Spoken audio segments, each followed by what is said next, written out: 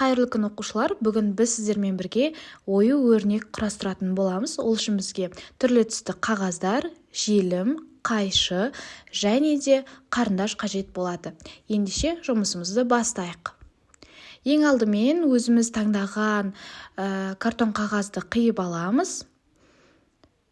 Және де оны видеодағыдай көрсетіп осылайынан бүктейміз. Және де артық жерлерін қайшымен қиып алып тастаймыз. Қайшыны пайдаланған кезде оқушылар қауіпсіздік ережелерін есімізде сақтаймыз. Қайшыны бір-бірімізге сермемейміз. Қолданып болғаннан кейін орнына қоямыз. Осы қиып алған бөлімізді тағы бір рет үшбұрыштап бүктейміз.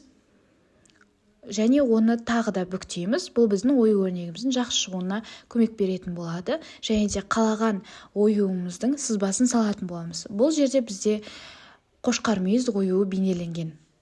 Асықпай детально салып алғаннан кейін қателерін болса түзеп жіберуге болады.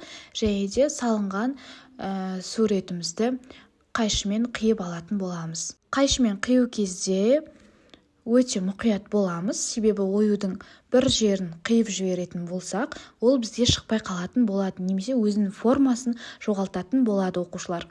Сол үшін баппен асықпай әрбір деталін дұрыстап қиятын боламыз. Және де қайшымен жұмыс істеген кезде қауіпсіздік ережелерін ұмытпаймыз. Жарайсыңдар оқушылар, сендерде жақсы қалыптасып жатыр деген ойдамын.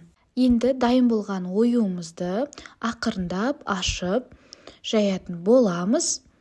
Осы кезде де бізде мұқияттылық керек болады, себебі оюдың бір жер әлсіз болғандықтан ол жыртылып кетуі мүмкін. Және де картон қағазымызға әдемілеп желімді пайдалану арқылы жабыстыратын боламыз. Желімді пайдаланғанда да қауіпсіздік ережелерін есімізде сақтаймыз оқушылар.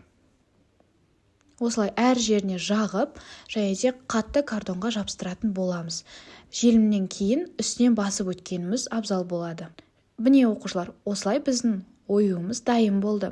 Сендерде қалай шықты?